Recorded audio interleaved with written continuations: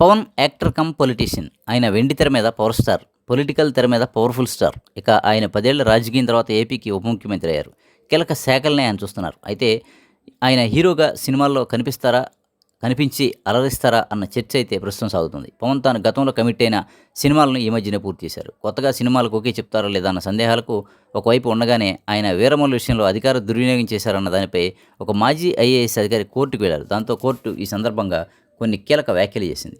రాజకీయాల్లో ఉన్నంత మాత్రాన ఆయన సినిమాలు చేయకూడదని ఎక్కడా లేదని కోర్టు పేర్కొంది. ఇప్పటికీ 3.5 దశాబ్దాల క్రితం సీనియర్ ఎన్టీఆర్ విషయంలో కోర్టు తీర్పుని ఉటంకించింది.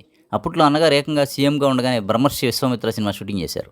ఆయన విశ్వామిత్ర గెటప్లో ఉండగానే అనేక కీలక ఫైళ్ల మీద సంతకాలు చేసిన ఫోటోలు ఆనాటి పత్రికల్లో ప్రముఖంగా ప్రచారమైనవి ఉన్నాయి. అంతేకాదు షూటింగ్ స్పాట్ వద్దనే కొందరు ఉన్నతాధికారులు కూడా ఉండి ఆయనతో సమాలోచనలు జరిపిన సందర్భాల మీద అప్పట్లో చర్చ సాగింది.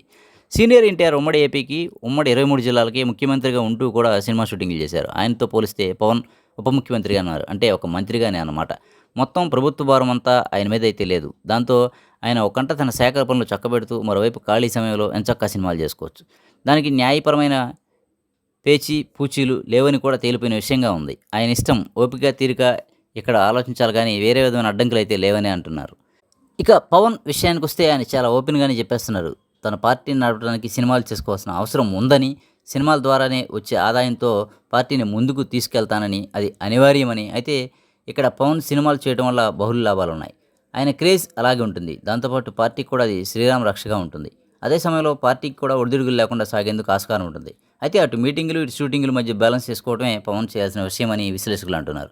ఇక్కడ మరో చిక్కు విషయం కూడా ఉందని అంటున్నారు. సినిమాలు, రాజకీయం రెండూ ప్రజలతో నేరుగా సంబంధం ఉన్న రంగాలే. అందువల్ల పార్టీ కోసం సినిమాలు చేసుకోవచ్చు. కానీ అదే సమయంలో పార్టీకి పూర్తి సమయం కేటాయించి ఫోకస్ సీరియస్‌గా పెట్టకపోతే ఎలా అన్న చర్చ కూడా ముందుకొస్తుంది. అదే సమయంలో సినిమాల మీద కూడా ఫుల్ ఫోకస్ పెట్టాల్సి ఉంటుంది. లేకపోతే అక్కడ విజయాలు కూడా కష్టమవుతాయి. ఒక విధంగా చెప్పాలంటే 2 పడవల్లో కాళ్ళు అన్నట్లుగా ఉంటుంది. అయితే పవన్ వ్యూహం ప్రకారం చూస్తే 2027 దాకా, అంటే మరో 2 ఏళ్ల పాటు సినిమాలు చేసి చివరి 2 ఏళ్లు ఎన్నికల కోసం, రాజకీయాల కోసం కేటాయిస్తారని అంటున్నారు. ఏది ఏమైనా కళాకారులు అంత సులువుగా తమ వృత్తిని వదులుకోరు. ప్రజలు కూడా వారిని అలాగే ఎక్కువగా చూస్తూ ఉంటారు.